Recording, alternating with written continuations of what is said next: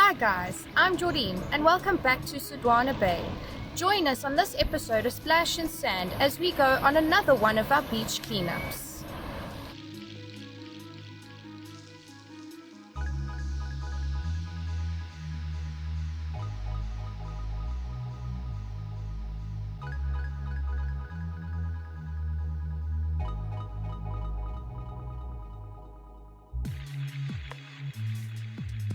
With it now being turtle season, it is important for us to identify the hazards and the obstacles that the turtles have to face in the ocean, in the surf zone, and on the beach.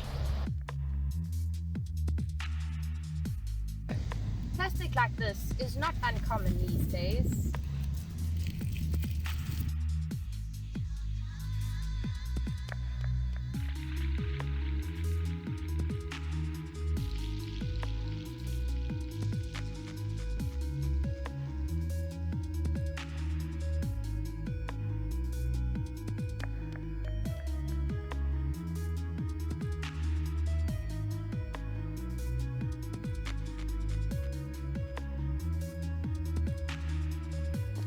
A turtle's life is challenging enough as it is. The female turtles make their way onto the beach and lay their eggs in the warm sand.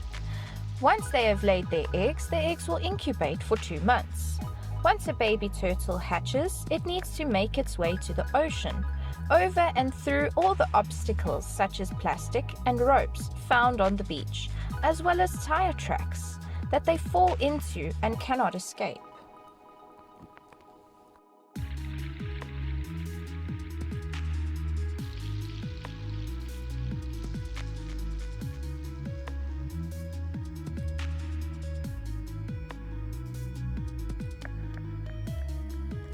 Discarded domestic and commercial fishing gear like FAD, fish attraction device, which actually contains objects that attract fish and other marine creatures closer to it.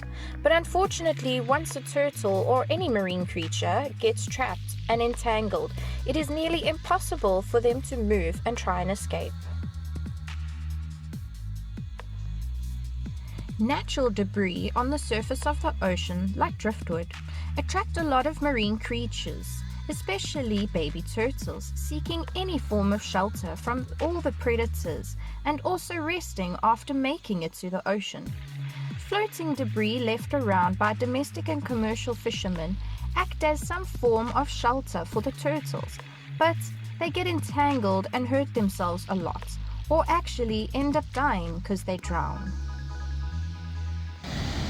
Reducing our natural impact on the environment, such as driving on the beach and our regular beach cleanups, help at least one baby turtle at a better chance of survival.